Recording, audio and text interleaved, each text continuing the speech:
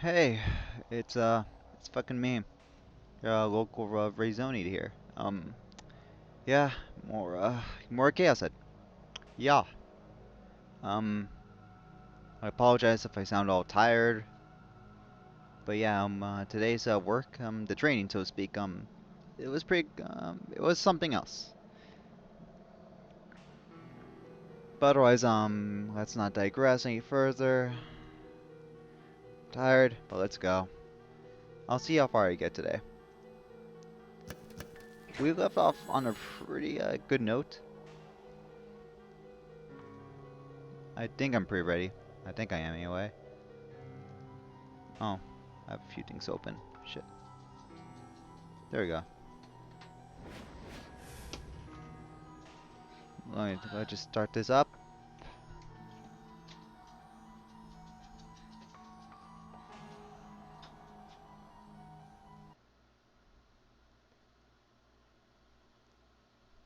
Let's see. We're still on chapter 3 as far as I know. We're still waiting for the thing to open up.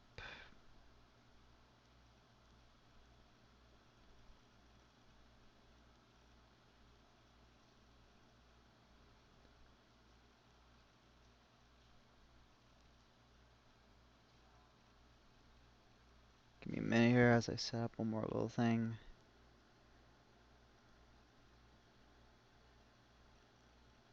Ah, there we go.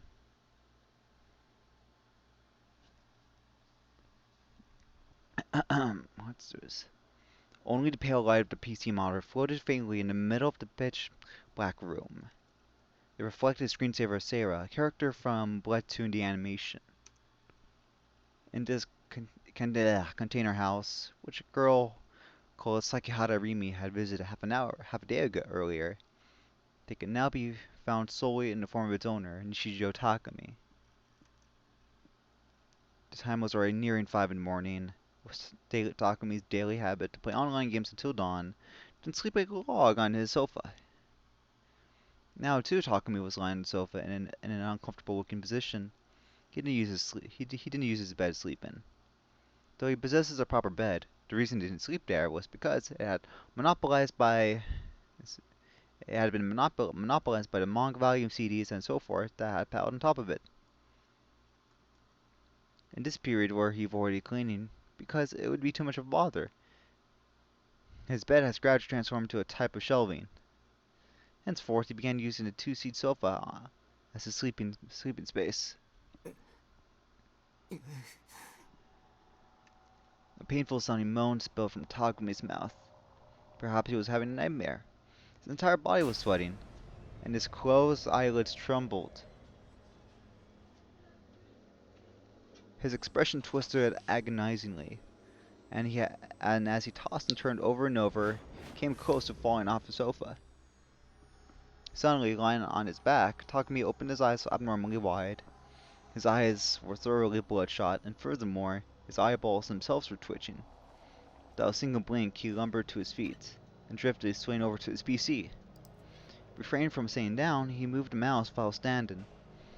The screensaver disappeared, and his desktop filled the monitor. Illuminated by the monitor's pale light, Takami's expression was horribly empty. His body wavered from side to side, drool hung down from his half-open mouth.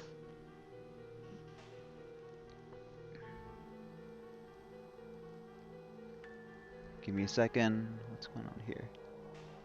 Okay, cool. His figure was that of a prototypical sleepwalker. As so was leery as Takumi started up his net browser and opened the main page of that channel. But why though?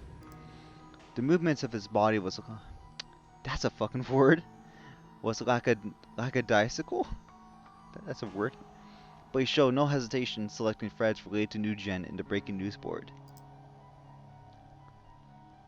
In total, they numbered approximately 60, and Takumi opened them one by one in order from top down. Give me a second. I did a goof on something.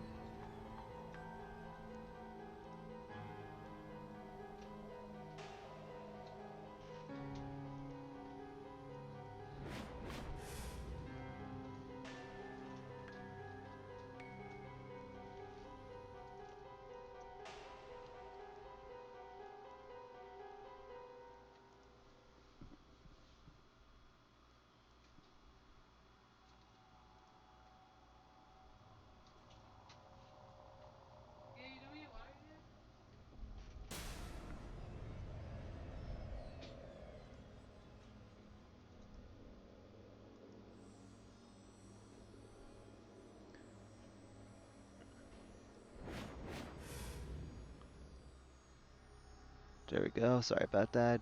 Just one minor little thing. There we go. Sorry about that. Let's continue.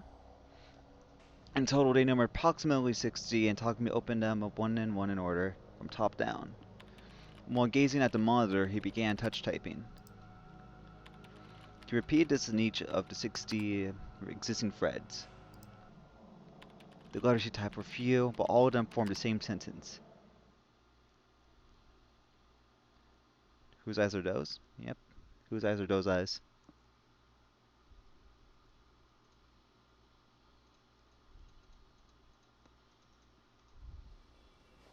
The next day, I headed to the hospital first thing in the morning. I had been able to confirm it in the last time I came here. But today, I would definitely get them to tell me I was normal. Dr. Takashina would remember me. I'd revealed that I was Nishijo, your patient up until 4 years ago. Now I get to hear all kinds of things from him. I wasn't the crazy one. The demon girl and Misumi were. The doctor would surely tell me so. The hospital opened at 8 in the morning, somewhat earlier than regular hospitals, which is why I had come exactly in time for opening hours. But sofas in the lobby were already filled with seated old people. Why? Even though the hospital had barely opened for the morning, why were there so many people here? It's unfair to get a head start. Come on, time. Like you're supposed to. Inwardly insulting them, I had no option left but to wait.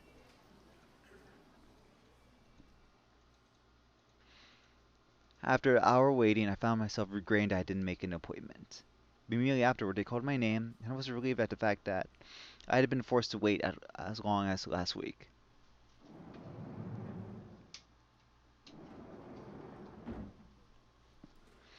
By the way, the one waiting for me in the examining room they brought to wasn't Dr. Takashima, but instead unfamiliar white-haired old man. Upon my growing perplexed, the nurse standing in attendance behind him, what was her name again? Hazuki. Hazuki answered with an unapologetic expression.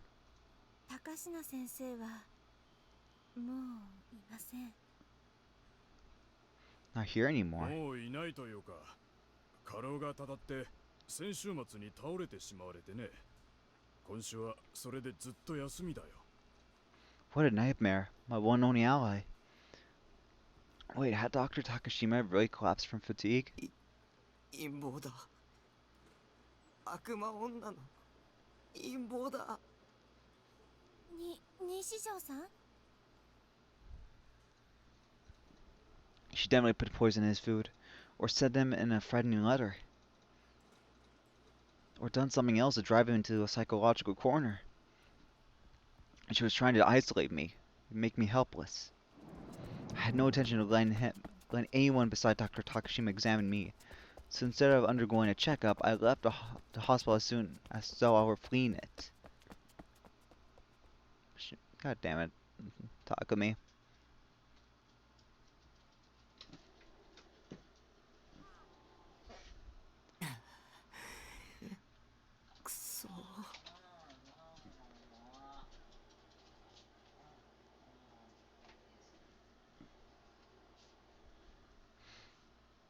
Leaning against a fence surrounding the roof, I stared vaguely up at the sky.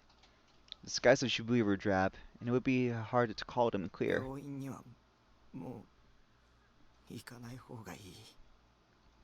The demon girl's dragnet was tightening. Maybe I had nowhere left to run. Maybe even the detectives I met yesterday had in truth been fakes, demon girl's cronies, and they'd been testing me. Because the timing had been way too good. Come on. Demon girl had pushed her way into my room right after I'd met them with the detectives. She was a demon after all. She wasn't human. It'd hardly take any effort for her to manipulate human hearts. I had no evidence to back that up. But conversely, there was no evidence that she wasn't a demon.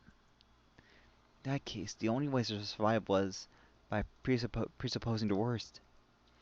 Was there no one who would be my ally? All of them seemed like my enemies. Everyone looked like one of the demon girl's underlings.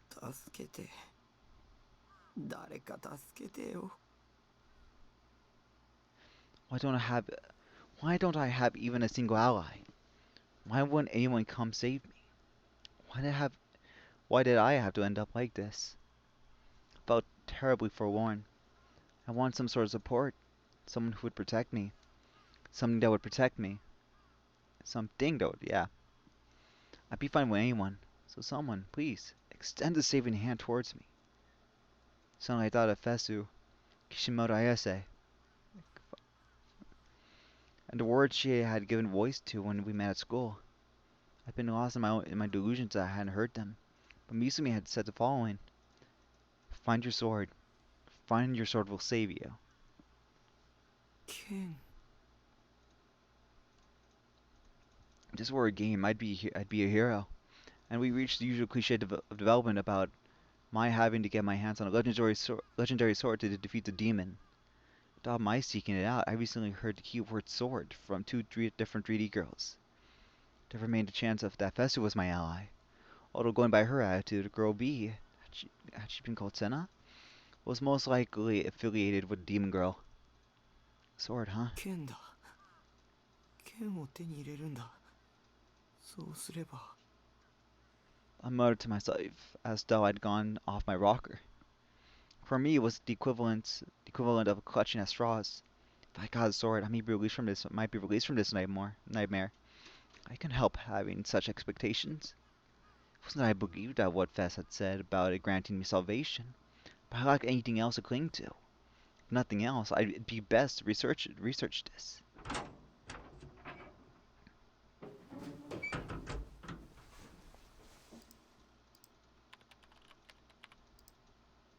I got down to running an online search immediately.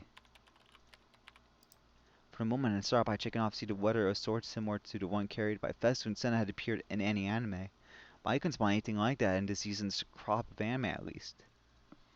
I expect as much. I normally check out all the recent new animes. Could be a real handful, given that lately there could be sometimes be 30 or 40 new shows in one season. But I watched the first episode of all of them, and then decided which to keep following. Of course, since there was YouTube, didn't have any problem completing my lineup of anime from the BS or CS satellite subscription channels, which which was which was why there was no way I overlook any anime. No such sort had appeared in any of the shows I checked. It was that distinctive looking if it showed up.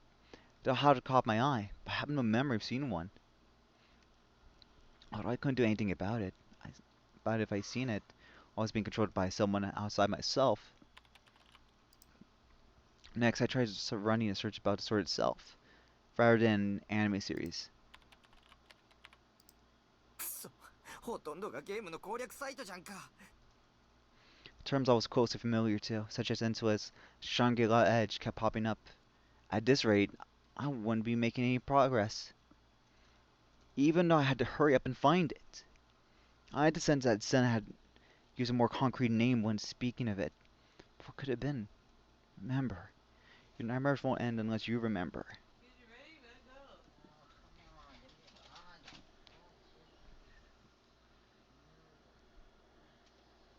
This sword. Right, D-Sword. I quickly stuck up in the input field and ran a search.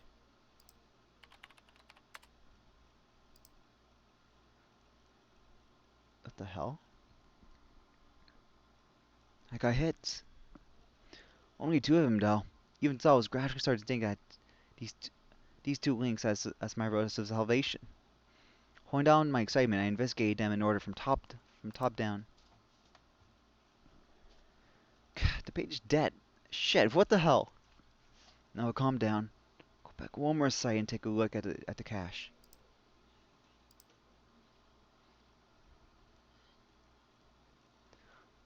The page included an illustration, a recreation based on how to sort of describe in works of literature. 元ネタは伝承か。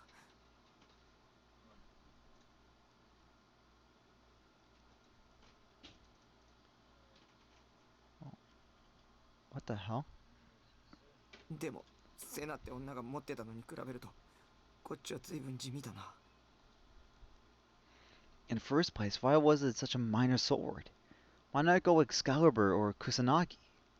Something in Major Leagues. No, this wasn't time to complain. Major or minor, it didn't matter as long as it could save me. I decided to explore a little more. Continuing to click the second hit. The words "I bought a D-sword" particularly concerned me. Was it a D-sword something you could purchase? The blog's writer was apparently male, so I can deduce that he wasn't a demon girl or Senna. That said, his level of energy was far too different for that of Shogun. Was he a completely unrelated third party, or had the person behind the blog deliberately changed the particulars of how he wrote? I understood that no answer would come no matter how much I thought about it, so I've stopped looking at the blog. More importantly, it seemed like the store he mentioned, the one town Vanguard, was located in Shibuya.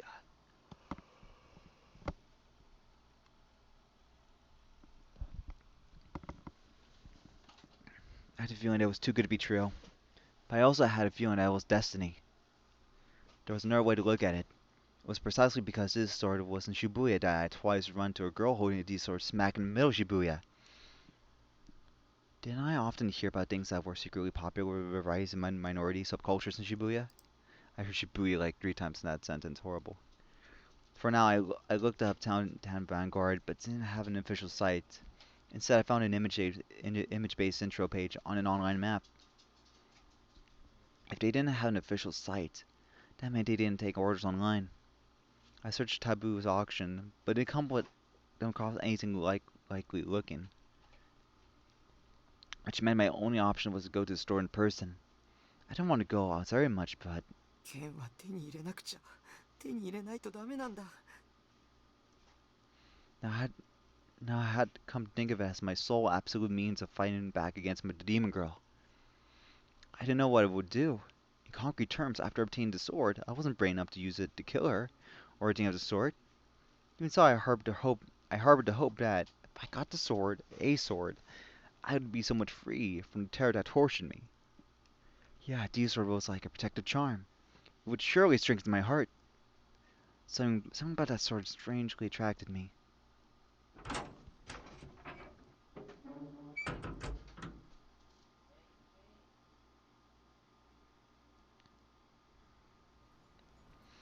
At any rate, it seems that this store was located near Cat Street. Cat Street is a twisty, windy road from Shibuya to Harajuku that had run about a block off Meiji Avenue.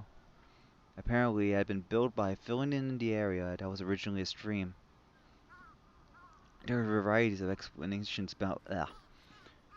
There were varieties of explanations behind why it had originally come to being called Cat Street, such as there being many feral cats, or it was because it was a sort of narrow path that only cats would use. Well, not that it made much of a difference to me. Cat Street was fairly far from me. By foot, it could easily take in 15 or 20 minutes to get there. There'd be a quick trip by a bike, but unfortunately, I didn't have one. So I decided to go by a route that took me past a plaza in front of the station, then past Shoto, by way of cutting through Miyashita Park. Setting a quick pace, I crossed the overpass that went over Meiji Avenue. Huh, I finally arrived. Growing even more impatient, I become irritated at the distance. Cat Street had been quiet compared to the big shopping district, and its images and its oh my, skipped that. Fuck. Knowing that I was practically acting delirious as I walked along, I become even more annoyed. For me, being here was like playing in an away game. Those bastards around me thought they were so damn cool. And there were more couples than the shopping district. They probably were acting like they had money, even though they didn't. So chances were that most of them were window shopping. Waste of time. I felt some regret, thinking to myself that I shouldn't have come after all. I reminded myself that it was all for the sake of obtaining a sword. I determinedly put up with it. For now, I went on having a staring contest with the map as I swiftly went along, rushing towards my direction while doing my best not to exchange looks with passerby. The town vanguard was deep within a narrow side road that split off from Cat Street. ここか。Though I only ventured one side street away from the main road, the ambience underwent a dramatic change. It was a thin, narrow, dirty alley, one impossible for cars to pass through. On either side were wood-built residences, and now business stores with closed shutters, which invariably came equipped with spray-painted graffiti on them. Cat Street, which seemed so clean from the front, with all of its high-class brand-name stores, was in the end no more than a flimsy papier-mâché facade. Beside that facade lay any number of mercilessly discarded wrecks.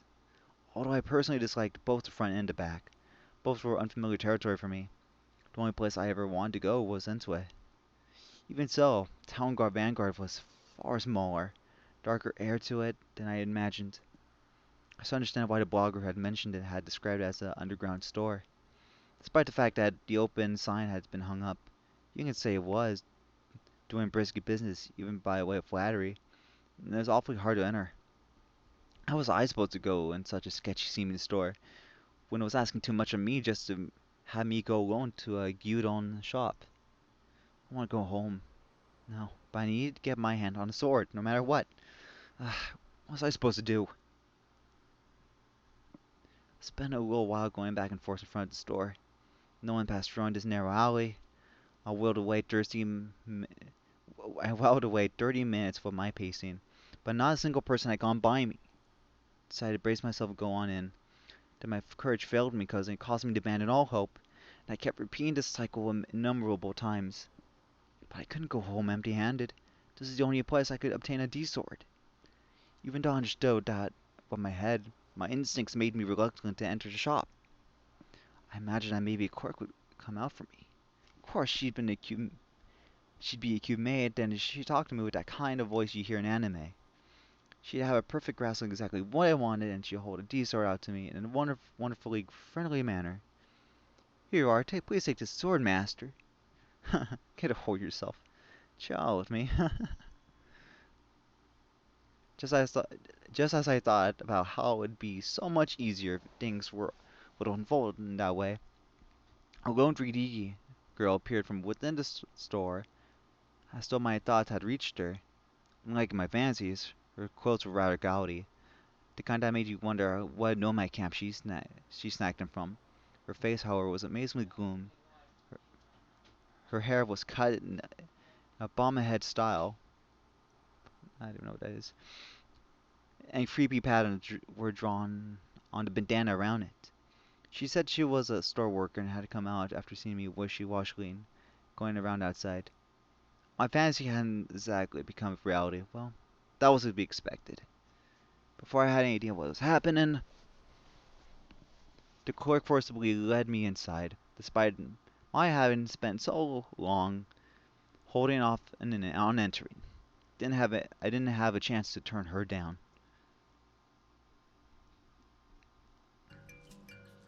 So in the end, I came in. It's all very well that I cleared the most excruciating hurdle, but the store were under the demon girl's control. And everything about the D-sword had been a trap to lure me in. I'd have no right to complain about getting slaughter on the spot.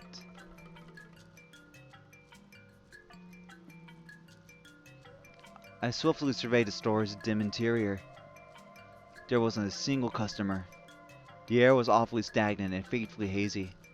The unpleasant mixture of the smells of tobacco and mold reached my nose.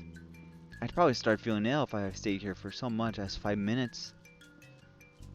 Though I spot items that might have been products, it was difficult to judge whether or not they were really for sale.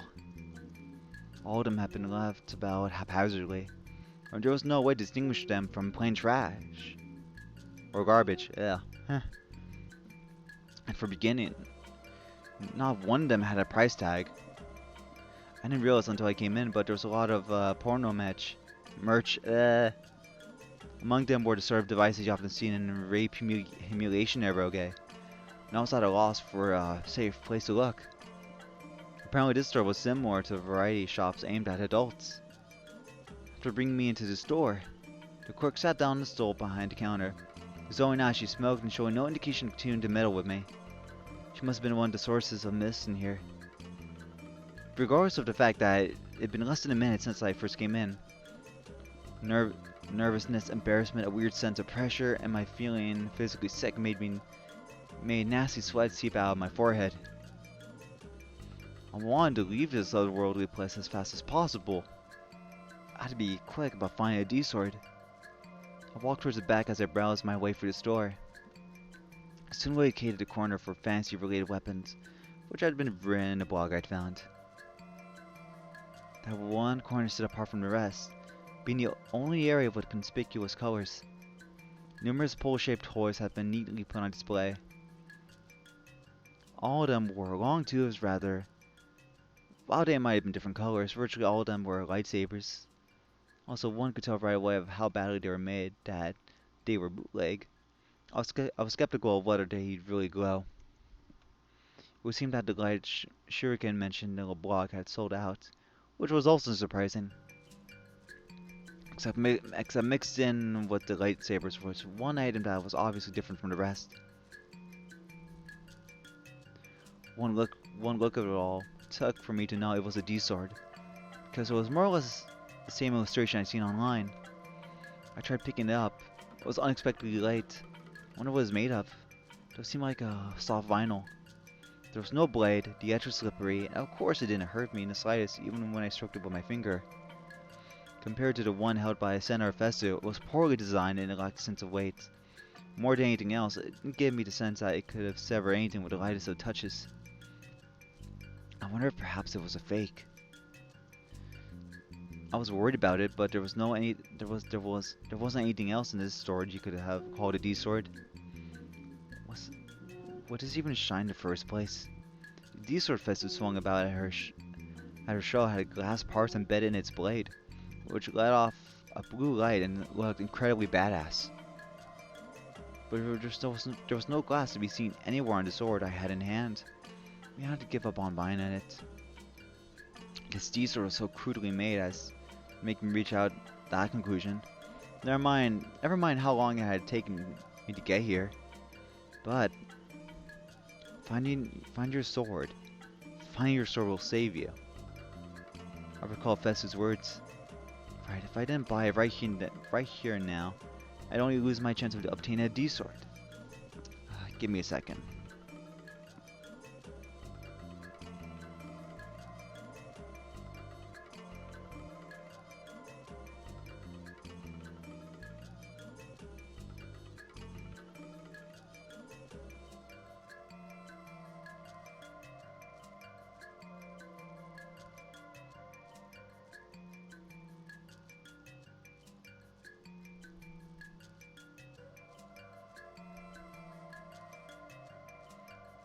Okay, sorry about that. Just checking on something. It looked cheap at the moment, but maybe once it recognized me as its rightful master, it would manifest a mysterious power. Or maybe I'd seen too many anime and manga. But I had a sense, maybe I had sensed that just that sort of unknown power invested in Senna's power. So even this sword must. What to do? While debating with myself, the court came up and stood right behind me before I knew it. Smirking darkly, she pointed at the D-sword and muttered, 10,000 yen? And I'll throw in a free bonus. Jesus. At first, its absurd cheapness made me doubt my ear. I certainly hadn't thought it would be less expensive than a figure.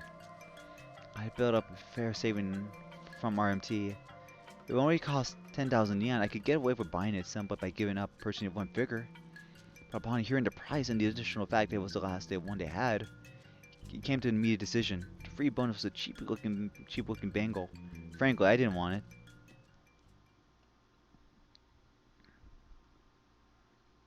I went for help after buying it. Town Vanguard didn't do deliveries, so my only option was to carry it home myself. Toward and on, my excitement came instantly cooled when I thought how I had crossed through the heart of Shibuya carrying such a stupidly long sword. But I had already paid, and the clerk fiercely refused to let me perform a return. This was a pretty intense type of humiliation play. Having to haul a whole huge sword like this down a fashionable street. Suspected delinquent couples and stylish ladies who passed me went by with some mocking smiles. Shit, they should all die. I hunched over single-mindedly and hastened to my way on my way home. Eternally entertaining fantasy of taking the D sword I just bought and slashing about with it in the middle of the road, massacring innocent people, creating a festival of blood.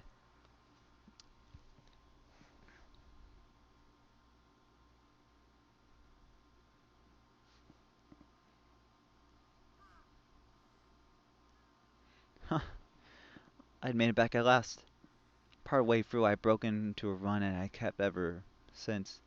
I was breathing hard by the time I reached my base. The cold looks from his other possessions had really stung. I was impressed with Senna for being able to endure this embarrassment. In a certain sense, it made me respect her. I stood no chance in falling in her footsteps. Hmm? An abrupt sound came from my blind spot, a place I couldn't see from here in the shadow of my base. Was someone there? Petrified into place, I gulped down my breath. The ever so innocent smile of the demon girl who had called herself Remy popped in my head. Maybe she had come again. Maybe this time she'd come to kill me for real. What should I do? Should I run? I sensed a presence. The sunset cast someone's shadow across the ground. No matter how I looked at it, the silhouette was female. I instantly readied my D-sword. When I actually held it up like this, it felt less dependable than I thought. Sinosora had possessed a mysteriously formidability and an overwhelming kind of pressure that I refused to let anyone near it. But the D-sword in my hand didn't have any of the sort. Maybe it really was a fake. Could I fight with something like this? Of course I couldn't. I couldn't do it even if I had the real thing. Plus, I hadn't understood until I tried holding it the way I was now. It was pretty heavy. Maybe I was gripping it wrong. In any case, it would prove impossible swinging around properly. The shadow unexpectedly wavered. It was approaching me. 来るな。 I squeezed my eyes shut and haphazardly slashed the sword in front of me. I myself didn't think I'd be able to defeat my enemy this way. Despite that, I harbored the faint hope that as long as I had this sword, it'd be okay. That it'd somehow do something for me. But I didn't hit anything. My enemy didn't say anything. Could it be that a single strike from my D sword had utterly destroyed the demon girl? So it'd be beyond amazing. お兄、その剣何？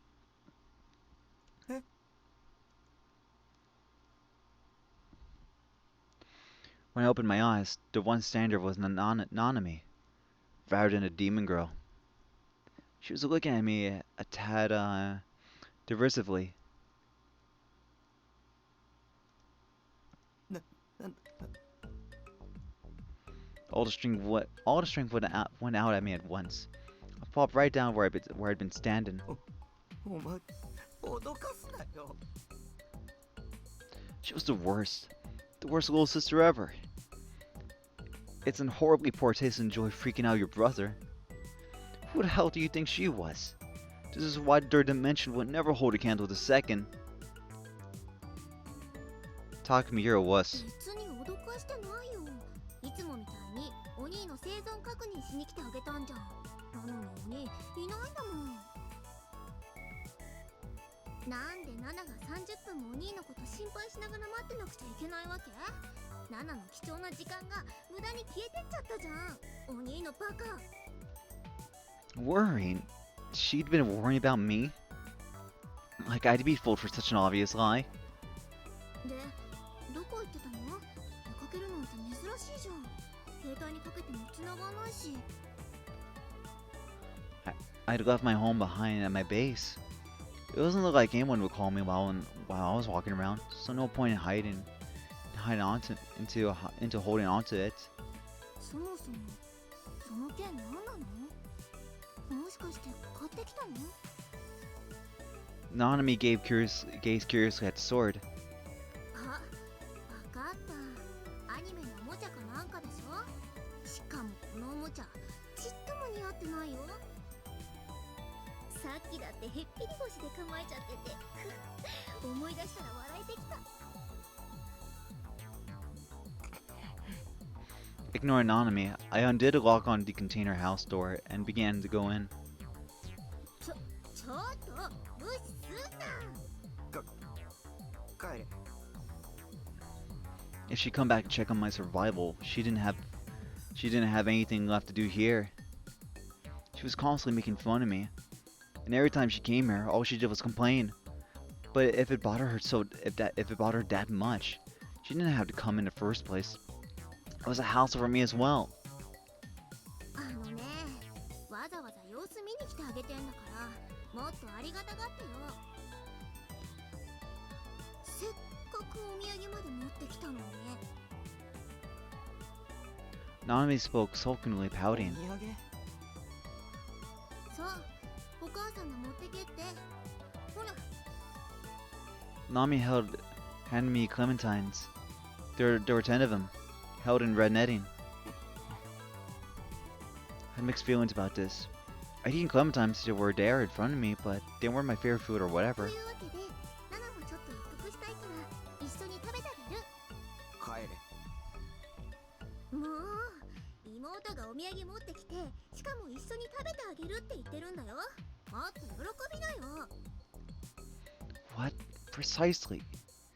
About eating clementine with Nami was supposed to make me rejoice.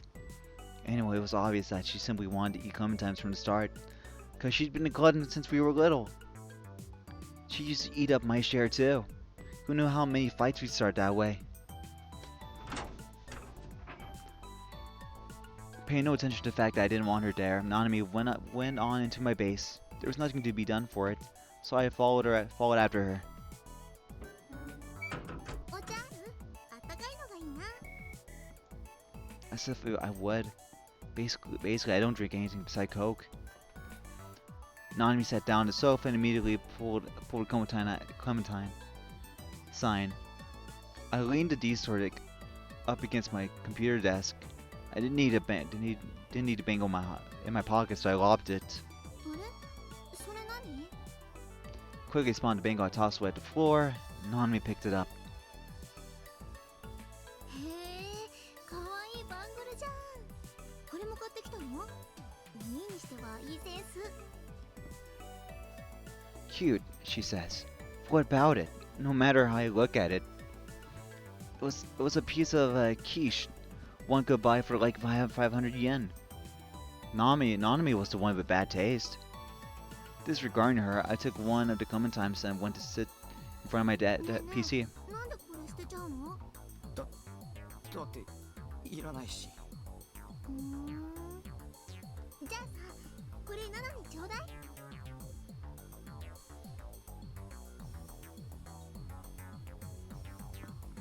はあ？いいじゃん、どうせ捨てるならさ。たまにはお兄ちゃんらしく妹にプレゼントの一つでもしてよ。 You call it a present? It's an unneeded item that you started coveting all on your own. 勝手に持ってけば。ほ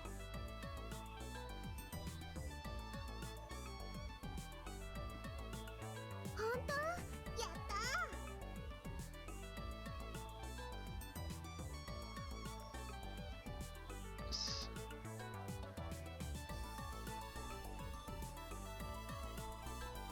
ー One uncontrollable girl. Gone to go ahead from me. She pulled the bangle around her wrist right away. She was a pretty cheap sister to get delight over such a cheap item. お兄どう？似合う？全然。あっそう。お兄のバーカ。 I was supposed to have been giving her a present, wasn't I? So what was with this treatment? Little sisters weren't supposed to call their brother stupid. What kind of education have you been receiving, huh? Go play 100 eroge. バーカ。 She was grinning perkily. I was getting really pissed off here. これ気に入っちゃったからもう返さないもんね。っていうか、お兄からプレゼントもらうなんて初めてのような気がする。しょうがないから大事にしてあげるよ。 Like I care. No one asked you to treasure it. hadn't gone it for Nanami's sake to begin with. もう用は済んだんだから帰れ。僕は暇じゃないんだ。邪魔するな。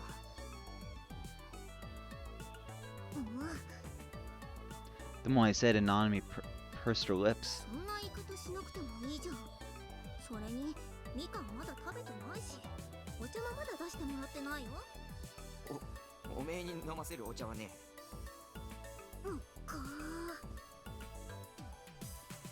Nanami glared at me fixedly, her shoulders tense with anger. At last, her eyes started to well up. わかったよ。そんなに邪魔なら帰る。ああ、さっさと頼む。お兄のバカ。お兄なんてみかんの皮で目つぶし食らって失明しちゃえ。あとバングルは返さないからね。バカ。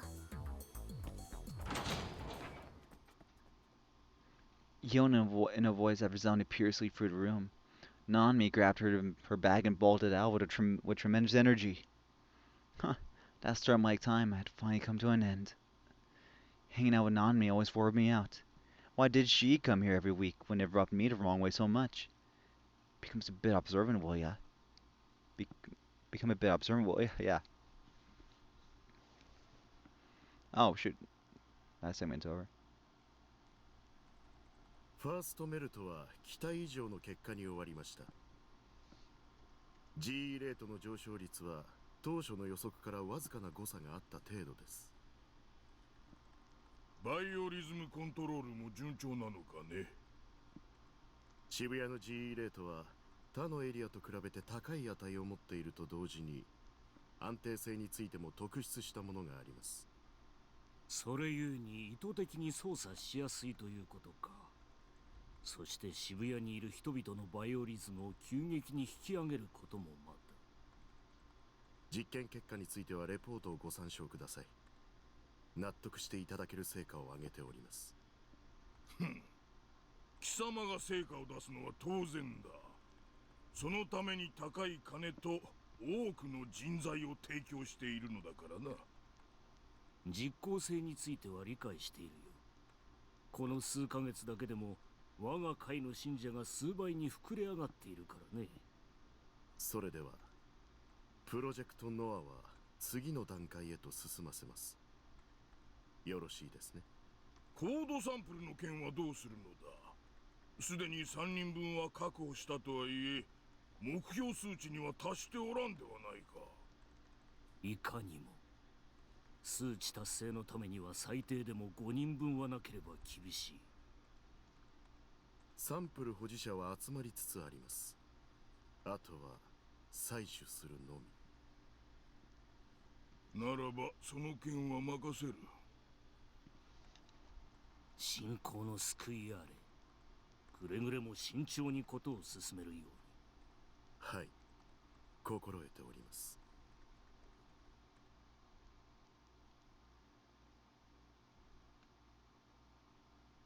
Interesting.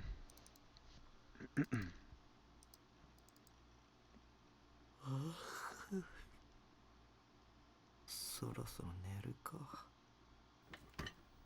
It was 5 in the morning when I checked my PC clock. By and back a yawn. Today too, I had spent ages hunting in Insua, but no monsters had dropped in the rare item I'd been looking for. No success, even after pulling an 8-hour marathon. Well, but this kind of thing happened a lot. I glanced quickly at the side of my desk. There leaned the D sword I bought yesterday. I left it close enough that I could take it up at any time. On a side note, this sword didn't radiate any light whatsoever. I was hoping that sooner or later it would metamorphose into one with as cool a shape as Senna's, but to my monitor, Grimm's avatar happened to be right in the middle of leveling up. My Nightheart had reached its maximum level, so he wouldn't be going any higher. Avoiding my sleepy eyes, I thought to myself that maybe it was getting to be that time for me to create my next character. The dirt after Liselot. Experience points. Huh. It was a familiar concept in RPGs, but I felt experience points also exist in real life.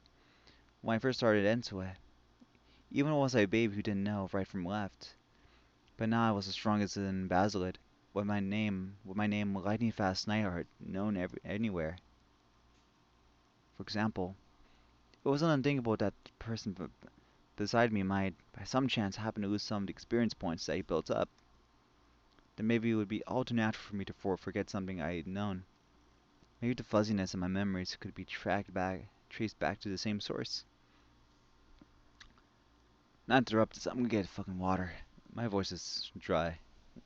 Be back in a minute.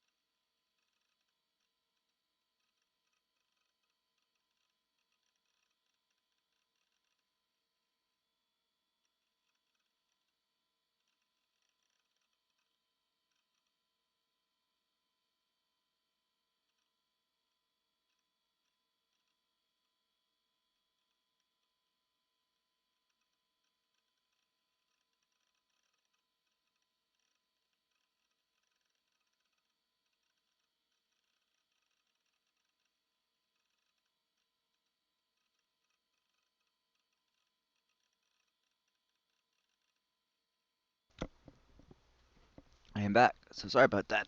then maybe, yeah. Then maybe it would all be too natural for me to forget something I'd known. Maybe the fuzziness in my memories could be traced back to the same source. Yep, I read this. There was Shogun and the Demon Girl. Before my experience points got cleared, perhaps it'd been perfectly normal for me, the person behind me, to post under the handle of Shogun in chats, and to spend time IRL with a Demon Girl with Rimi. No, that was certainly improbable. But in the past, I might have possessed a power capable of letting me score off with that Demon Girl. Was I the only person who thought like this? Also, although I also felt like it wasn't a particular strange or mysterious way of thinking, because the only thing human beings have to go by are the fundamental standards that they come up with all on their own. Maybe even now, not just me, but everyone in the whole world was judging everything wrong while living out my day-to-day life. When I was little and I went to the dentist, he told me, "You're a good boy for putting up with so much pain." At the time, it had made me think I was kind of amazing for enduring pain all the way through, and I simply became proud of myself. Thinking back on it now, however, that comment had probably been based on judging the degree of pain by the relative progression of the cavity. But even with the exact same level of pain, there might be people who could bear it and people who couldn't. In other words, I suspected that people might be utterly different in how they recognize, experience such sensations. Taking giving birth, for instance. Online, I often seen people saying that though women are able to hold out through the pain of labor, it would be inherently impossible for men. Taking marathon runner, for instance, maybe they excel not because of the power of their bodies, but instead because of their ability to endure pain. Take sadists and masochists for instance. If there are people who enjoy hurting others, then there are also others. There are also others who feel pleasure from others who others hurt them. In short, I figured that the way people felt things, and the strength from their inner nature, Their ability to put up with it varied from person to person. Perhaps the level of pain and the toothaches and the headaches I endured from time to time far surpassed the range of pain an ordinary person could take. And if I passed the same level of pain on to someone else, the agony of it would make them go into shock and die. The conclusion this led was a selfish delusion that maybe I was a very special type of human being. 特殊な人間か。っていうか、何を大げさな。Although I reject the idea, surely everyone had these kind of delusions. Every man longs to be the strongest in the world. Everyone wants to think they're special, that they've been chosen. They want to think that a dramatic, stormy life like in TV shows and movies is awaiting them their futures. It was a so-called yearning to be a hero. To put it more crudely, being self-centered. Of course, I too had those kind of desires. Indeed, it might be my destiny to defeat the demon girl. But then, if I were told to carry that out in real life, I would require that a number of conditions to be met first. At the least, the one thing I really needed was the ability to use cheat codes for stuff like secret attacks or perhaps invincible mode. I didn't want to undergo any pain or fears. If I could do that, in other words, I was supposed to do it with my own power. I definitely wouldn't. Which was why, if the person behind me accidentally let my experience points get wiped, it could cause me tremendous damage.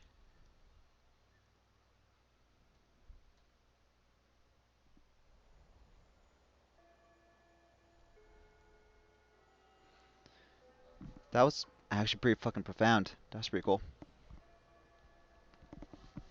Today I got to school just in time not to be late. I guess it was indeed unreasonable to play online games until morning on the day of when I had school. I wouldn't have made it if I had run. When I reached the front of my classroom, I deep I breathed deeply to collect myself. I mustn't do anything to draw my classmates' attention. For me, coming late would be a fatal mistake. My life would implode as soon as some juvie set his eyes on me. I eased my way into the classroom. My face was lowered. I mustn't lock eyes with anyone. Of course, I didn't give them any kind of thoughtless greetings like good morning. I turned myself into air, so as the others picked up on my existence as close as possible and headed for my seats. I always did this the same way, as today as well. I made it to my seat without encountering any problems and lowered myself into it. I soon plastered myself flat against my desk. At this rate, I'd be safe until homeroom started. But I only relaxed for the breath until someone tapped lightly on my back. よタク今週は3回も学校来てんじゃねえか真面目だな Oh, it's Mizumi. Mizumi again. Though I was kind of sick of him, I feel bad ignoring him. So I started to raise my head and hesitated. Was this Mizumi? The real one? Day before yesterday, I'd done as the demon girl told me and called him. At the same time, he acted undeniably strange. Beginning with, he answered by saying that the demon girl was our classmate, as if this were perfectly normal, even though I knew it wasn't so. Maybe the demon girl had brainwashed the current Mizumi. On the contrary, there was also the possibility that she switched him with someone else. おいどうした早くも爆睡モードか Electronic sound rang through the classroom. I sensed a faint vibration near my chest. It was my cell phone. Shit, now of all times? What kind of idiot would call at a time like this? On top of that, even though I was sure I set it to vibrate, the ringtone was ringing at the same time. I messed up the settings. 鳴ってるぞタク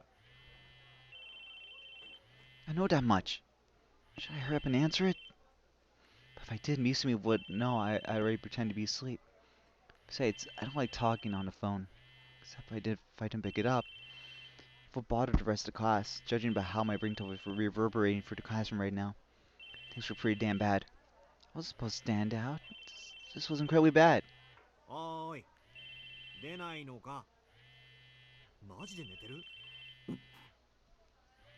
Shit, wow, over what to do. I completely lost my chance. I couldn't move. Just then, the sound and vibration died down. It was a switch of voicemail. I let out a relief breath in such a way to keep Mizumi from catching me at it. I've been right to learn how to use な voicemail. タク相手は誰だまさか女かこの前一緒に帰ったあのメガネの子だろそうなんだろ I wish it was Yua. Damn it, you're so noisy. Please don't do anything more to interfere with me. Because that phone call already made me stand out more than I should have. And Mizumi had always been this persistent. Fruita's forwardness remained the same. I felt like he had been a little more sensitive in the past. やめなよ。 I heard that voice from close by Mizumi. そっとしておいてあげたら大臣。なんだか疲れてるみたいだし。 She was in this classroom as though it were natural for her to be here. どうせゲームのやりすぎだろお前タクに甘すぎるぜだって大臣は女の敵だし。そういう人には優しくしません。 She was chatting away as though it were natural for her to do so. She was blending in as though it was natural for her to belong with us. I was so horrified to raise my head.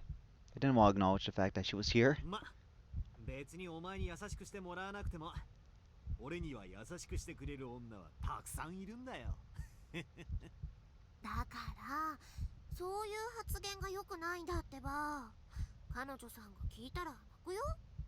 今の大臣の彼女が誰だかわかんないけど。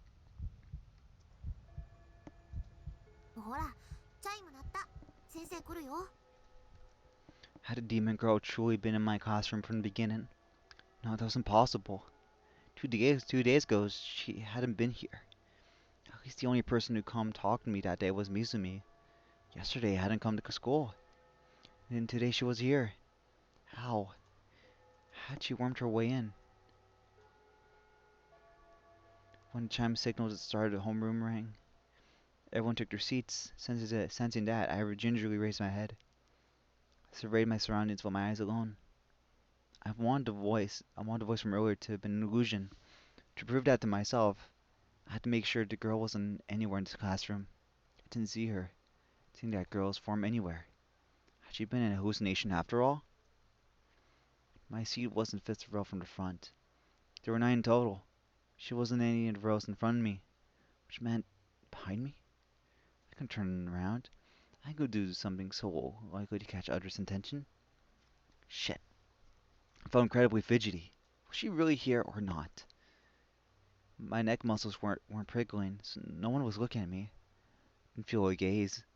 Was she? Wasn't she? Which one? Staring steadily down at the top of my desk, I attempted to search out that girl's existence by her presence alone. Right then, I heard the sound of our homeroom teacher entering the classroom. I've forgotten his name. I had the feeling that it had been something like Sukaji or Sakata.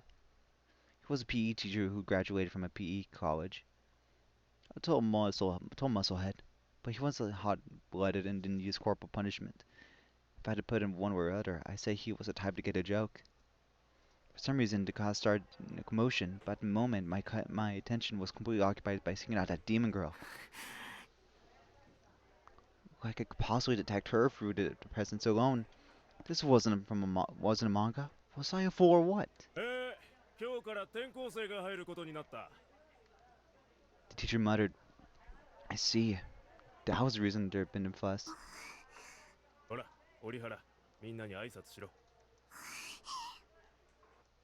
I heard a transferred student speak. Was there someone there? I casted a look at the teacher's podium. Oh boy. There was someone there. No doubt about it. She was remarkably small, even more of a runt than Nanami. She was the Moa type who looked a little timid and gave off an aura of having been bullied. I say she reached a social level for a GED girl. For some reason, she was facing down, and the corners of her eyes were full of tears. My classroom's commotion increased in response to the fact that she wasn't trying to say anything. Our teacher patted her on the shoulder considerably. どうやら折原は緊張しているようだな。よし、挨拶はいい。みんな、この子は折原梢だ。仲良くしてやってくれ。折原、席は一番後ろだ。席についていいぞ。Without saying a single word, the transfer student bowed her head and began walking my way. Her seat was 4 rows behind mine. I wonder if I should pretend to watch the transfer student to watch to the back, in order to check the faces of the people in the rows behind me. That itself would be fairly attention, but words. Mm-mm. But that itself would be fairly attention-grabbing behavior. There's also the dread that delinquents might pick up a meaningless fight with me. Saying, don't start drooling over the transfer student just because you think she's cute. What should I do? Should I turn around, or would it be better to wait until homeroom ended? I hugged my head and clutched my fists. It was no good. I didn't have the guts to do it. What if I turned around? And my eyes met that girl's. The thought had made me shudder. この人似てる。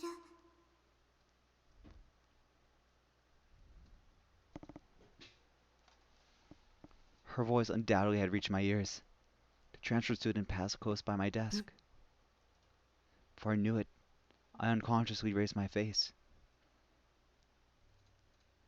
The transfer student paused beside my desk for a barest of seconds, but she didn't turn towards me. 同じクラスでよかった。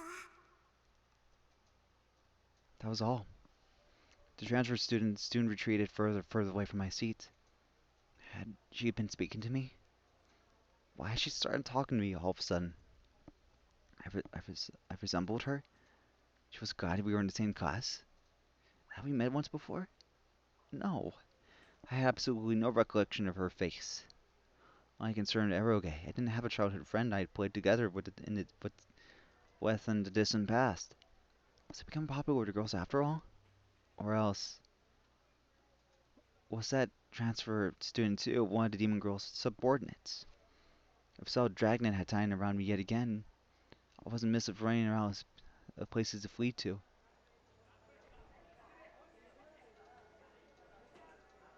Homeroom came to the sun, and while I thought frantically about the new doubts that had risen in my head, there were about 5 minutes until the first period of class started. Misumi was starting towards the transfer student's seat. It looked like he meant to start hitting on her out of left field. My other classmates also seemed deeply interested in her, and the classroom already grew more wild and boisterous than usual. At a glance, it appeared to be a nonchalant, peaceful tableau, but to me it was virtually the same as being behind enemy lines. My heartbeat wouldn't calm down, my whole body was tense, and it took immense courage for me to move even a single finger. My impulse to turn around warred with my reason, which told me I wasn't. タク I almost stopped breathing. The inside of my head went pure white. I heard a voice from close behind me. She was really here. She existed in this 具 place. 合悪そうだけど平気？ Run. You gotta run. No matter how I thought it. My legs were trembling, and it didn't seem like I'd be able to stand up well. But I stayed frozen. The demon girl, Sakihara Rimi, circled around in front of my desk. 汗びっしょり。風邪でもひいたんじゃない？ In the same way as 2 days ago. She spoke to me as though she were worried about me. In the same way as 2 days ago, she held out a handkerchief with a soft floral scent to it. Instead of accepting it, I hastily wiped my sweat with my feet, my hands. 何？ Couldn't meet her eyes, though I could tell from the tone of her voice that she was smiling. ねえねえ、さっき何話してたの？ Remy crouched in place, so her eyes were on the same level as mine, and propped her chin on her head and hands. She took a peek at my face. I desperately averted my eyes. Damn it, she seems determined not to let me escape.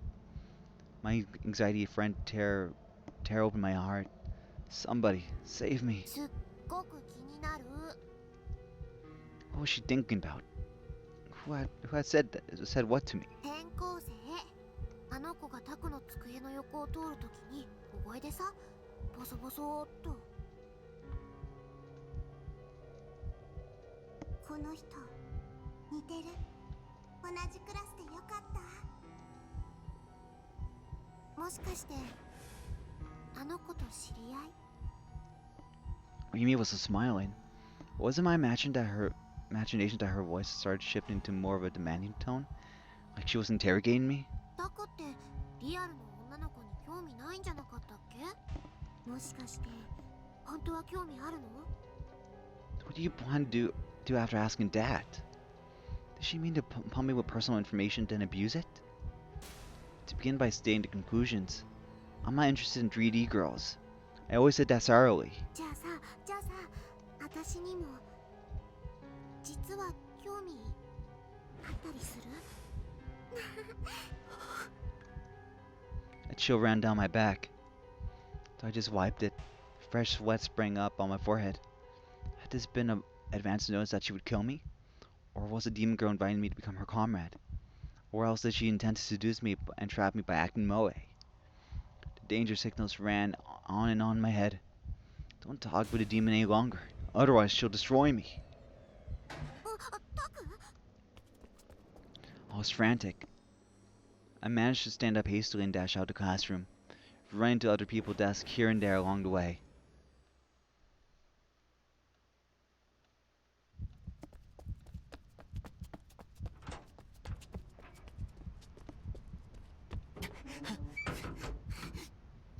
I ran up the stairs without looking to either side and came on the empty road roof.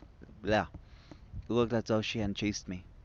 Even so, I couldn't let myself feel relieved yet, so I hugged my knees and hid for some time in the shadows. My knees were trembling. I couldn't believe I could succeed in running in this condition. It showed how desperate I'd been.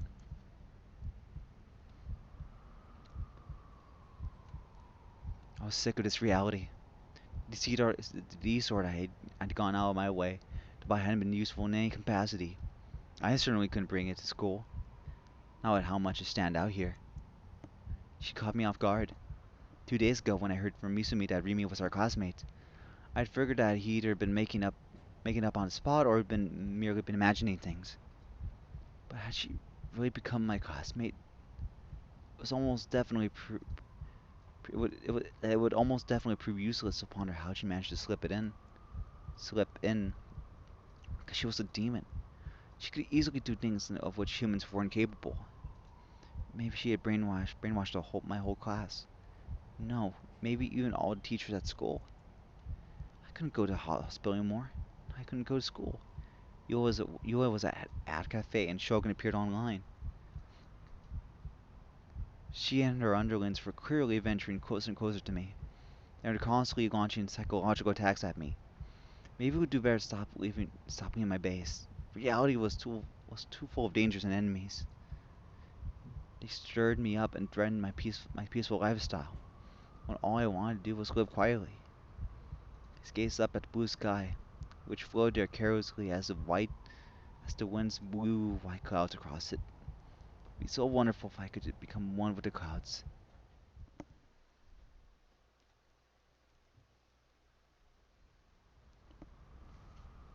Jesus, Takumi, you're something else.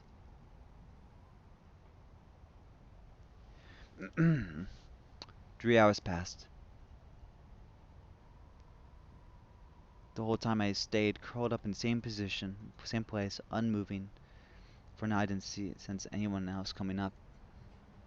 Here I had been freed from my strain. The problem was what came after this. During breaks, students would without doubt come up here to eat their lunches. That was why making a break for it in the middle of a period and for it to return to my base at top speed was the best option. I'd messed up my minimal attendance shift chart, but I possessed not a trace of the courage needed to return to the classroom where the demon girl lay in wait. I decided not to worry about the fact that I left my bag in the classroom. Whatever the case, all I had there were textbooks, my wallet, my key, and anything else important would be in my uniform's pocket, probably. Growing uneasy, I searched for my pockets. Wallet, key, cell phone, they were all there where they should be. That was when I remembered someone had called me. I've been frantic at the time, but not as much as when Remy talked to 一 me. 体誰だ I couldn't think of anyone who called me besides my family.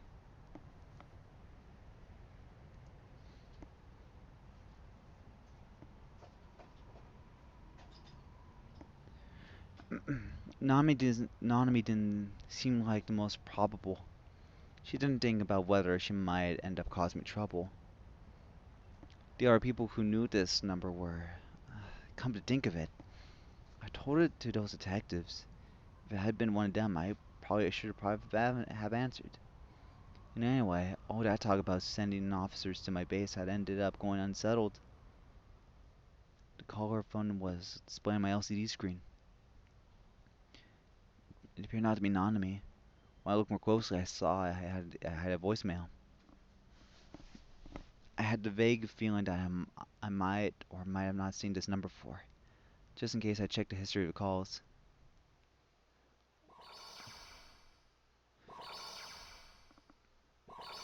Delusion time, let's see.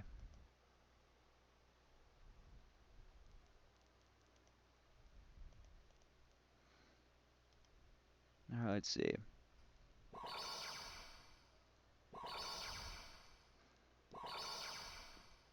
Let's go with good delusion. Only 5 calls are displayed there. In other words, since the time when I first bought this cell phone, only these 5 calls should reached it. Plus 3 of them were from Nanami. Now as for remaining 2, the one from a little earlier and the one from 5 days ago, from days before, were displayed as numbers set of names. Since they had been recorded in my address book, it was the same number, 03X733X991. It's a bit bar to leave a message. It might be someone who very much wanted to convey something to me. For now, I might as well listen to it. あのさ、私だけど、別にあんたの声が聞きたいから電話したわけじゃないんだからね。なんとなく暇だったからとかその程度の理由だから、わかった？ What? でもクラスが別になって最近話す機会が少なくなったね。あんた、私のことどう思ってるわけ？例えばさ、私に告ってみようとか思わないわけ？ I think I got the wrong number. 別にあんたに告られたからって私は嬉しくもなんともないんだからね。そもそも私が OK する保証は万に一つぐらいしかないんだし。でもさ、行動しなくちゃ何も始まらないって思わない？とにかくあんたは試しに告ってみること。わかった？ Who the hell are you? じゃあ今日の放課後伝説の木の下で待ってるから。急いで来なさいよ。来なかったら承知しないんだからね。 What? Of course that didn't happen.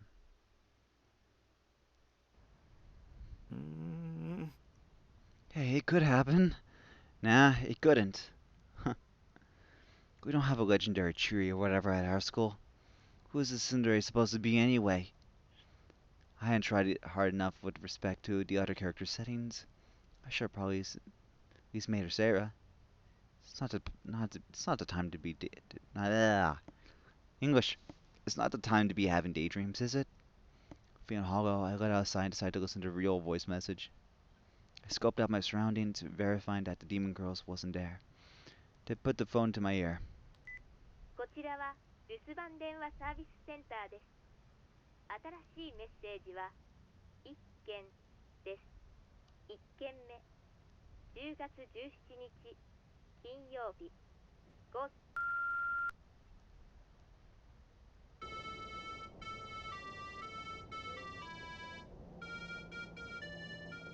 なんぞこれ Oh, that song. A little delayed, I know, but that's... Huh, they really love this song. Prior to anyone's voice, what I hear was... It's fucking Kagome.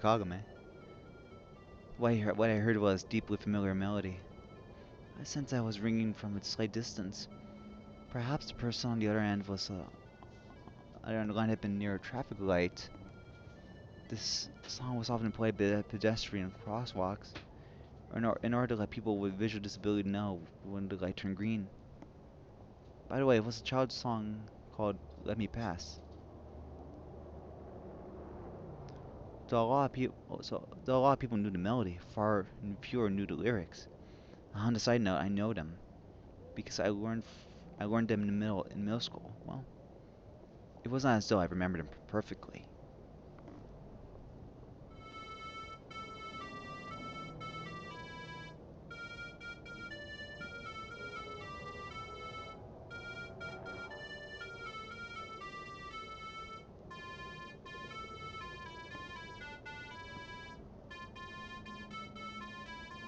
Interesting.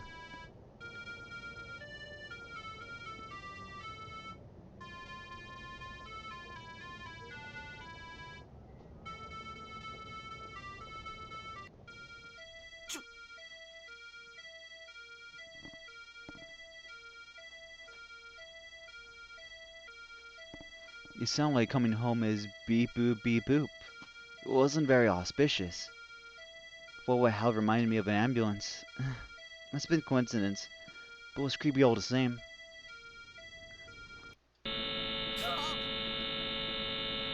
The instance after. Oh god, that's horrible. So listen to it. God damn. It looked like. Oh, I feel bad. Oh crap. I'm not reading that. Crap that. So loud that I didn't waste a second taking the phone away from my ear. なんだ When I gingerly returned the phone to my ear, the message had already finished playing. What had been? At the very end, I might have faintly heard a roar like the ground rumbling. That buzzer was something completely separate from the melody of the traffic light. For it to have such a tremendous volume, all I could assume was that the phone receiver had been deliberately placed close to the source of the sound. いたずら My heart began to race as I thought that. Had I done anything to earn someone's dislike?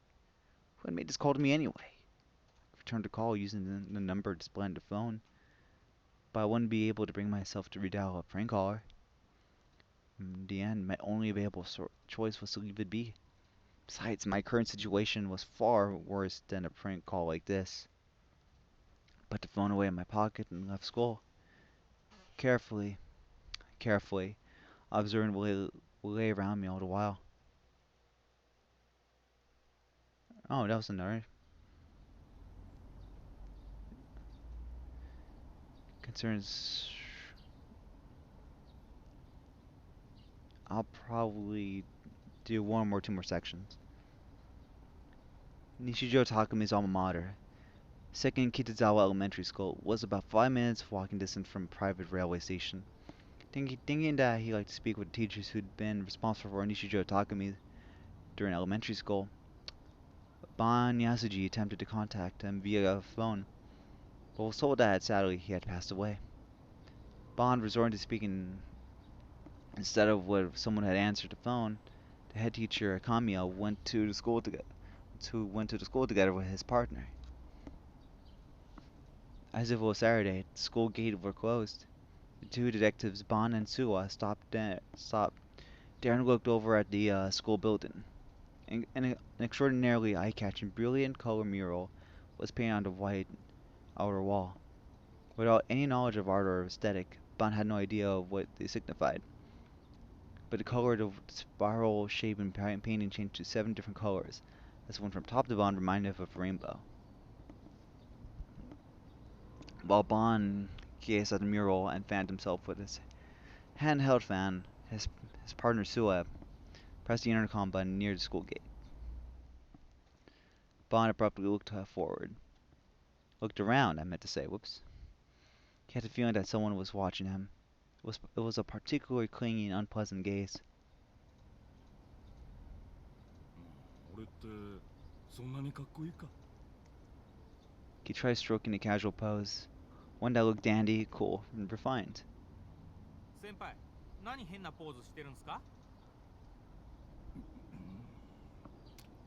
裏門の方に通用口があるんでそっちに回ってくれって Bon stopped posing, decided once, and began to walk.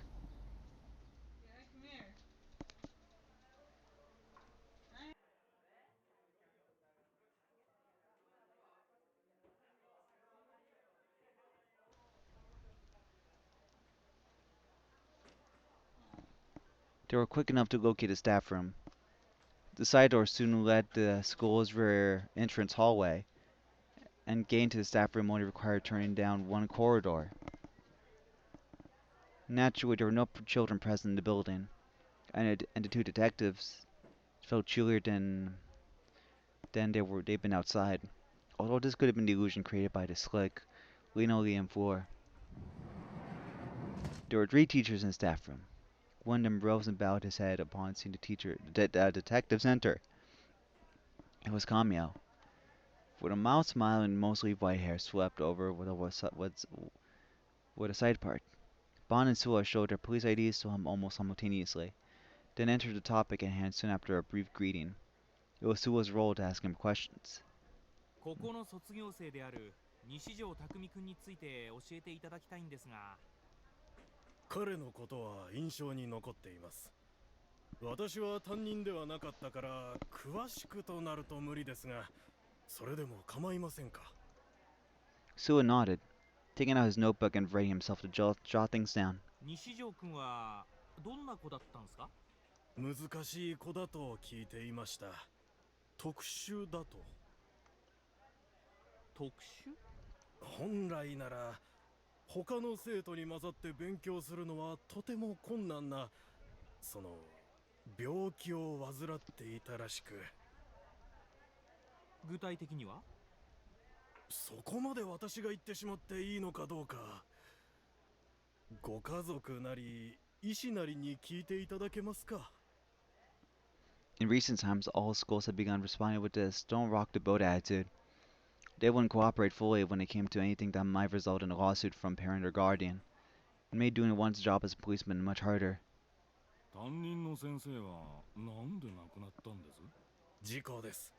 遠足の最中、乗っていたバスが陥没した道路に。あ、自分それ知ってるっす。ニュースでやってたっすよね。子供たちは怪我をしただけで幸い命は助かったのですが、斉藤先生だけが犠牲になってしまい、なんともやりきれない思いです。西条君もその事故に巻き込まれた。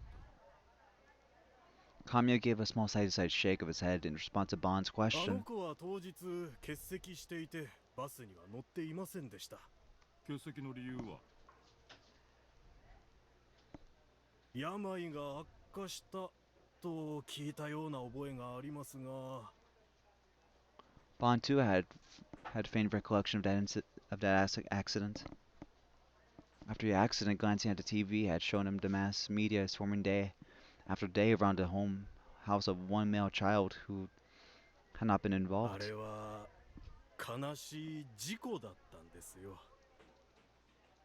For some reason, as Kami repeated himself, he placed a strong emphasis on the word accident.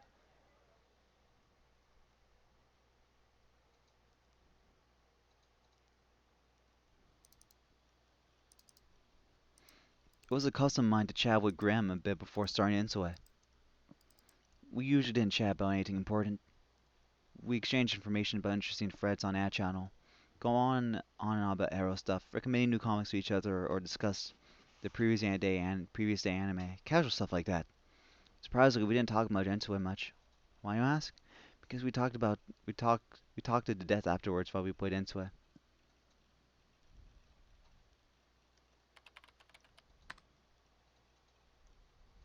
Sauce, please.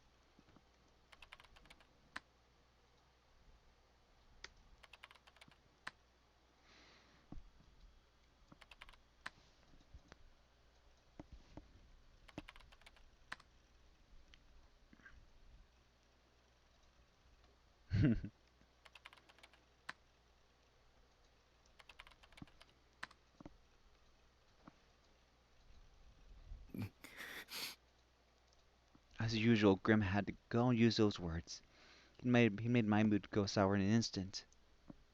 Plus, his Japanese was strange.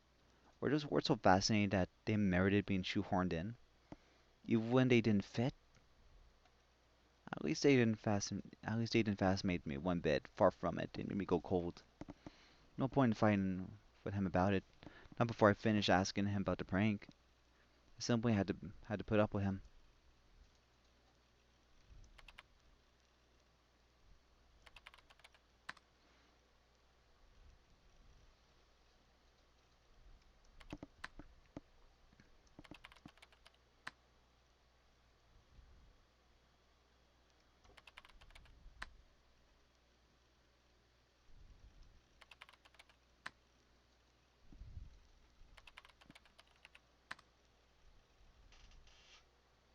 The mysterious buzzer-like noise that had been recorded in my voicemail yesterday. I didn't know whose handiwork it was, and something about it concerned me. So I had to go at asking if Grim had heard of it, about it. If it were purely a crank call, all I had to do from here on out was ignore it. Huh? Grim wasn't reacting. I wonder why.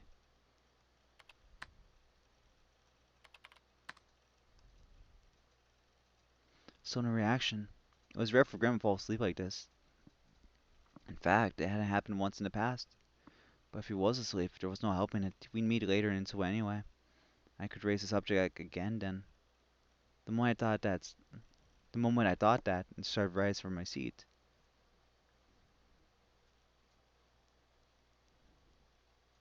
Oh, so that's what it had been.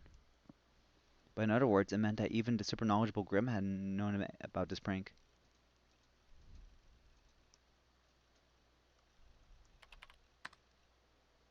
That suggested the prankster had done it because they harbored some kind of personal grudge against me. The identity of the caller just concerned me after all. But I wasn't gutsy enough to call back. But since I knew the phone number, I could use someone as a scapegoat and make them call for me. Nanami Misumi seemed like the best choice.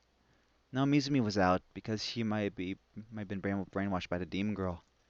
And Nanami was my little sister, so I wouldn't have any trouble asking her to do it. She'd probably get pissed at me afterwards.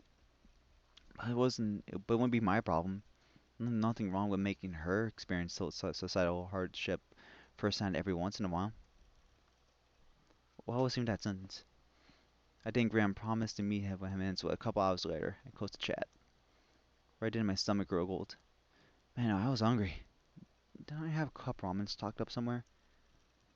I went hunting for it and I couldn't spot it anywhere. I reluctantly decided to go get some at the convenience store.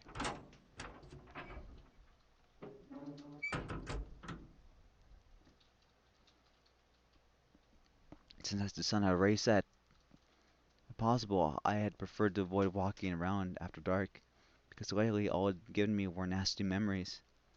I unthinkably hastened my pace, hurried down the road to the store. Today is Saturday, so I was expected to cross paths with any number of pedestrians, but so far I hadn't encountered a single one. But the stores that were always open had been closed. It was a tad strange. Maybe I was under the wrong impression, like thinking it was 7 p.m. when actually it was around 2 a.m. Okay, maybe not. Even so, it was far too quiet. For the most part, I couldn't hear any miscellaneous city noises. The town's ambient was different than usual. I arrived at the convenience store in Shinsen Plaza. The plaza was in front of the train station, but there wasn't a single person there either. I was gradually starting to get scared. It's an absence of something I had taken for granted. The island was enough to give me the sense I had fallen into another world. Under ordinary circumstances, I skirted away from meeting with and talking to people. But right now, I just want to see someone's face. I ran inside the convenience store. There absolutely had to be a clerk in here. So I thought as I surveyed the store's interior. No one was there. Just for this one, because it's actually kind of spooky. A bad illusion. No customers, not even a cashier. まさか This was impossible. The cashier had to be doing something in the back of the store. brought some goods up to register, they'd soon re-emerge. That was why in the end, I took my time picking up a box lunch while pretending to be while checking out some manga magazines. Set my box lunch down by the register. No one came out. After all, somehow I had a bad feeling about this. It wasn't normal at all.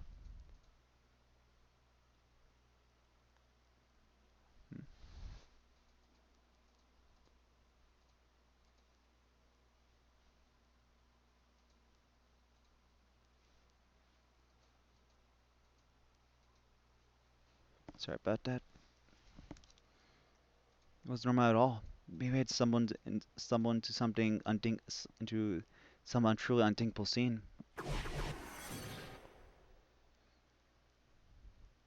Standing in front of the register, I cast a careless look outside of the store. Beyond the automatic glass door lay the road, upon which not a single person was walking.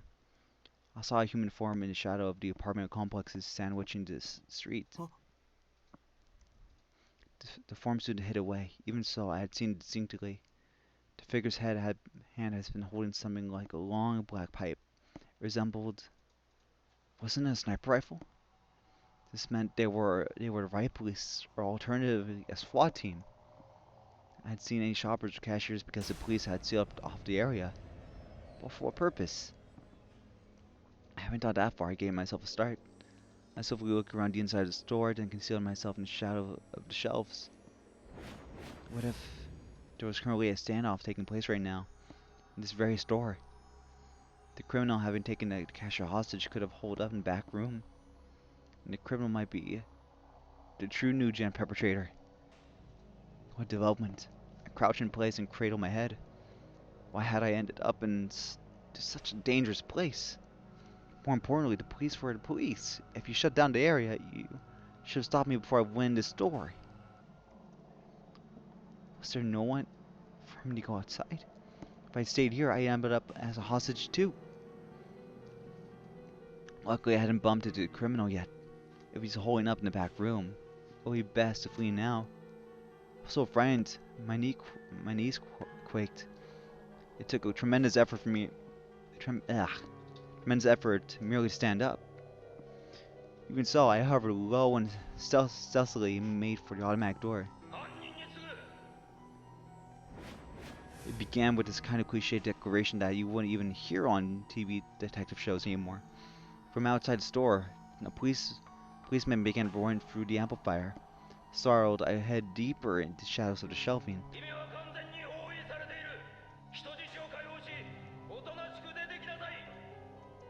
What an endlessly stereotypical way to call him out. Don't you have a negotiator or something?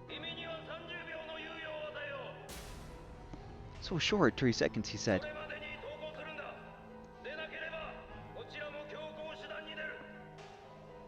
Wait, lead me to action. Don't you mean expose the hostages to danger? Do that in contemporary Japan. And wait, let me read that again. Do that in contemporary Japan, and the public and media will bash you like there's no tomorrow. What the hell were the police thinking? I softened my breathing and curled up in a ball. My heart hammered away incredibly fast. Felt like it would tear itself to pieces. If the police broke their way by force, the convenience store would become a battlefield. I'd get caught up in it, without having anything to say in the matter. I might die from being hit by a stray bullet. Anything but that. I couldn't see the criminal's movements. The store was silent. I became irritated. Why was the criminal acting like such a friggin' idiot? Hurry up and surrender, please. If you don't, I'll get tangled in it. I tentatively peeked out from behind the shelves and looked outside once more. What I saw shocked me. Several SWAT sharpshooters, their snipers' rifles at the ready, were camped out in an area eerily visible from here. I hurriedly whipped my head back in. The police meant to shoot a criminal to death. Would they be able to get away with that kind of thing in Japan? I couldn't believe this. This had to be a lie. Give me a fucking break. As I looked around the area, I caught the glimpse of my hand. For some reason, my hand was gripping a long knife. On top of that, the blade was glistening red. This was blood. I grew bewildered. Since when I had a knife? No matter, where had I gotten this knife from? From close by came the sound of someone groaning. McQuirk was lying there, a blurry-looking man, probably a college student. His hands were bound behind him, and his mouth was sealed with packing tape. The clerk stared at me. His eyes were dyed the color of terror. Why are you looking at me? Don't look at me like that. It almost make you seem like you're looking at the criminal. A criminal. Was I the criminal? No, it wasn't me. I haven't done anything.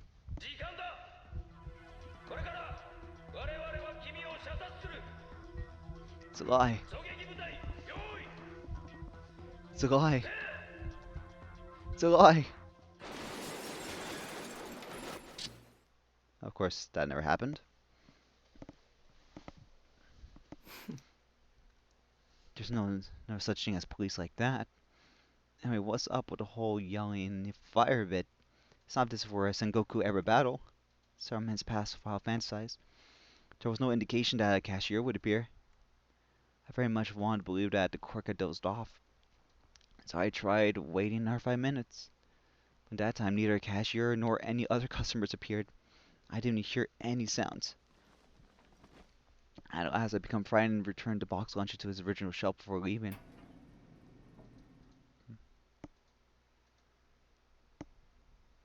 I went to a railroad crossing located close beside the station from here.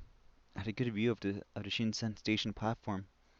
I presumed I'd here, if nothing else, could possibly be devoid of people, but no one was there. After all, I waited for the train to come in. Once it came, there would be passengers getting off. Even if no one left, I see them riding in the trains as it passed before me. I waited for 10 minutes. Still no train came. I tried to make myself think there'd been some fatal accident. One that had messed up the train schedules. But as before, no customers whatsoever emerged onto the platform. Having come to this point, I finally realized the gravity of the situation. Strange. This was bizarre. Oh yeah, I should try going to the Shibuya station. People would definitely be there, no doubt about it. 24 hours a day. Didn't matter when. People were always, without fail, in the Shibuya station plaza. I broke into the run without a moment's hesitation.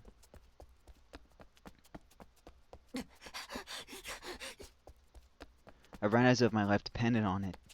I didn't want to stop, even when my breath came up short. It might have been the first time I'd run with all my might since I was born. As I ran, I prayed for this to be some kind of tasteless nightmare. It wasn't a dream. My heart and lungs hurt so badly, I felt like they were shredding. It was pain that transcended the dimensions of dreams. I was surprised at the extreme fervor of my own breathing. It hurt no matter how much air I sucked in.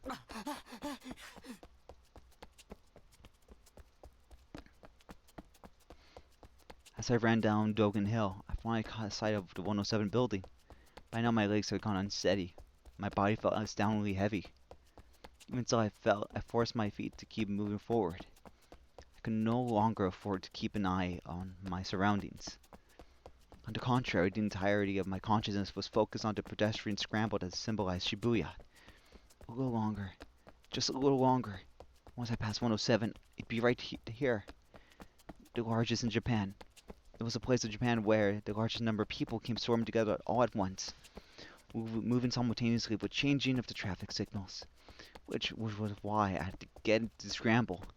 Scramble.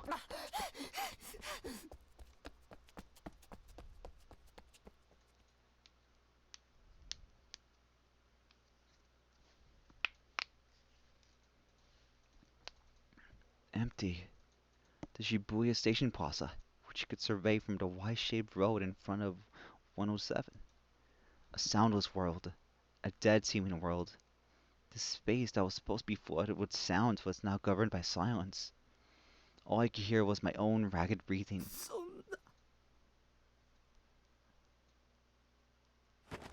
In the middle of the wide street, I fell heavily to my knees. I couldn't walk any further than this. Shock had drained all the strength from my body. ここ渋谷だろ Right, left, front, back, everywhere. No one was there. Even though the 7 on a Saturday night was the time when Shibuya ought to be the most crowded at all. What was happening? It was a lie. This had to be a lie. I closed my eyes and nursed my head. This was a dream. An hallucination. There was no way this could be reality. Yeah, I thought I wanted to live a quiet and peaceful life by myself. I didn't want anyone to meddle with me. I didn't want to get involved in anything. But I didn't wish for a world without anyone else in it. If no one was there, who would pay for my living expenses? If no one was there, who would make a convenience store box of lunches for me to eat? If no one was there, who would play ends with me? If no one was there. A sound. I heard a sound. It was me. Someone else had made it. Someone was there. Someone other than me was close by here. Felt like I'd reached salvation. As I thought, it had coincidentally happened to appear like no one was here. In truth, not one person disappeared. I had been left behind in the world alone. I was so relieved, I almost cried. I sent my gazes in the direction the sound had come from. 君は The one that was, that was, the one there was, a boy in a wheelchair, a short distance away from me. Though still in the middle of a crossing, he sat quietly in place. At the moment, I could tell how old he was. Going by the size of his body, he could only have been an elementary school student, because his hat was pulled down, pulled down over his eyes. I couldn't see much of his expression, except やっと会えたね the boy's voice sounded particularly clear to me, feeling as though he whispered right into my ear. I unintentionally whirled around, but of course there was no one beside me. これどうなってるんですか Though he was younger than me, I found myself speaking formally. どうして誰もいないのか君は理由を知ってますか知ってるよ Despite the fact that his voice sounded young, there was nothing childish about about its ambience. それより僕のメッセージは受け取ってくれた Message? I didn't know what he was talking about. 誰だ君は The boy moved his wheelchair a tiny bit forward. Perhaps it was old, simply going forward let out a rusty その sound. 目誰の目でしょ I was confused. Why this boy murmured whose eyes are those eyes, here and now? What in the world was he? 目覚めるんだ早く出ないともっとたくさんの人が死んじゃうことになるから君は一体 I rubbed my eyes, wiping away my tears. Thanks to that, I was finally able to take a clear look at the boy's face.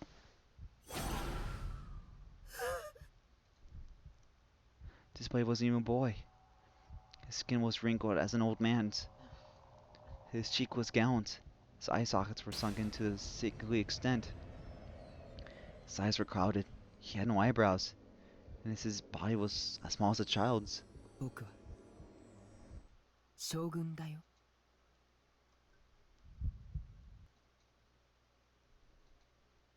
For a second, I forgot to breathe. My head rocked with an impact akin to that being struck by a hammer. The ground shook. No, my body was tilting. I splayed a hand on the asphalt, looking myself up.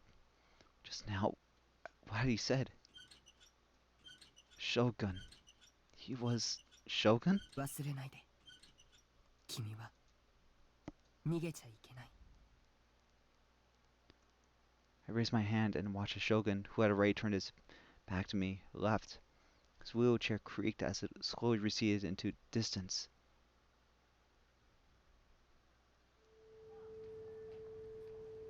I thought about chasing after him and demanding all kinds of answers from him.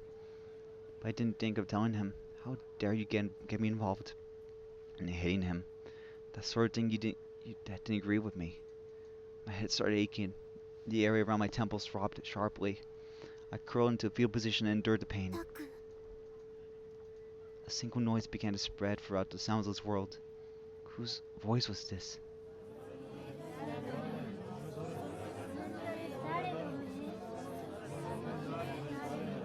Don't look at me. タク The thing that had been a noise gradually transmuted into a real voice. Someone placed a gentle hand on my shoulder. 邪魔なんだっつうの。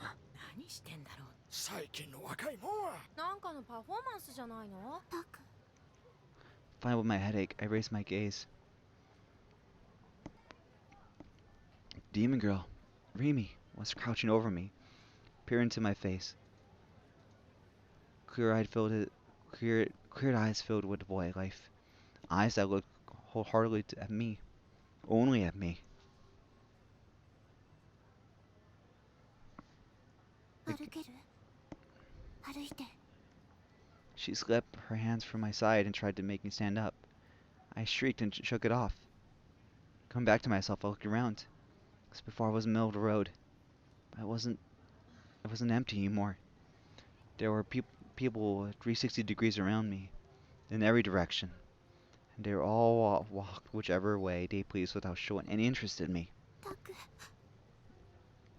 Looking as if she were about to cry, Remy extended a hand towards me. 今は私の言うことを聞いて夜だ When I yelled, dropping my head changed to a direct pain, even so intently and uncaringly.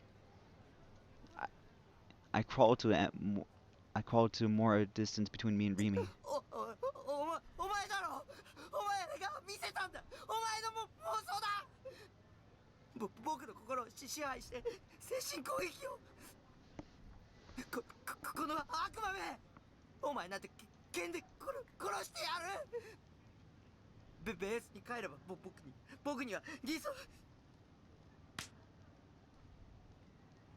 An abrupt English. Oops. An abrupt shock shot through my cheek. It stung and began to go hot. Remy had slapped me. She was going to kill me for sure now. On all fours, I began to scramble this way and across the ground. But Remy grabbed my hand in a flash, and she pulled me towards her with a strength I found to be unbelievable, coming from a girl.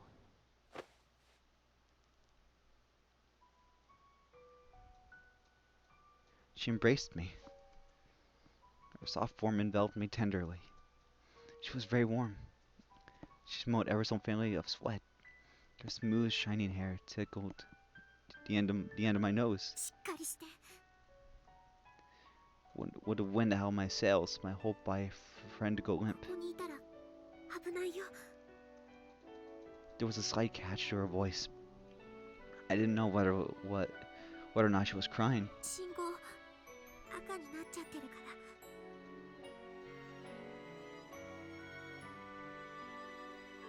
ら I was lost.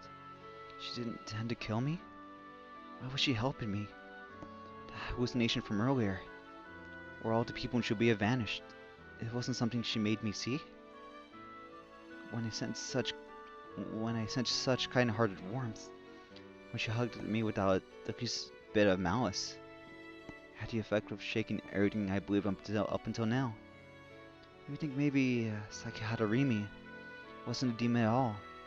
Was I foolish? Was she pulling the wool over my eyes? Except one thing alone had become certain. With Remy holding me, I felt incredibly relieved. I didn't know what to call this particular sensation.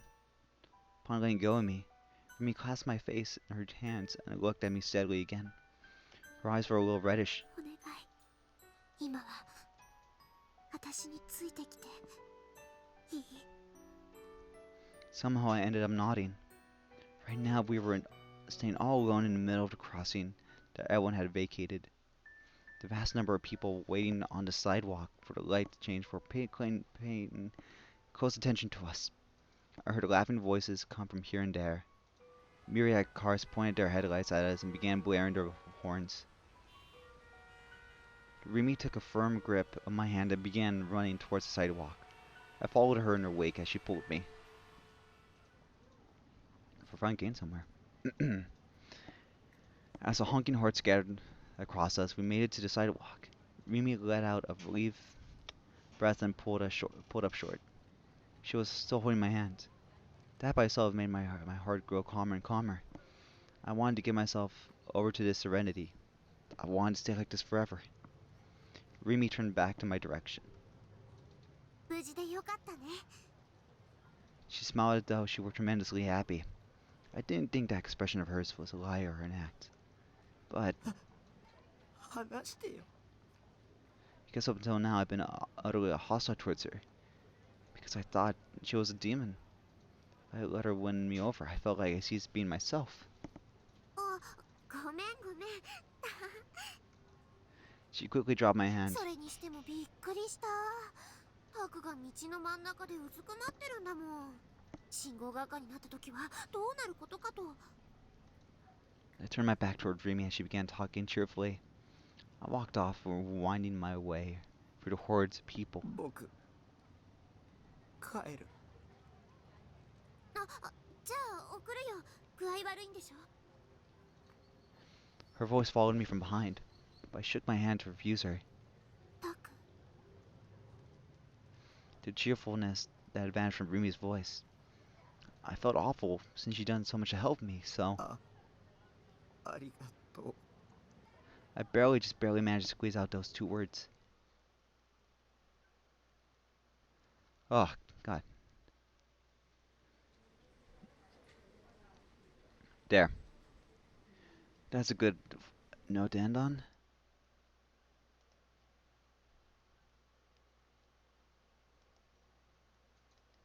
Whew, that was a long one.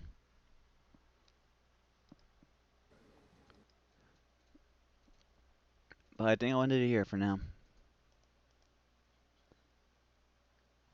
Ah, this was a really good one. But for now, yeah, this is it for now. Streaming wise, I'll probably continue this at some point. Maybe Friday. I'll see how it goes.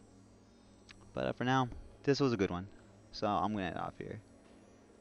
So see everyone, and I'll upload this soon. Ciao.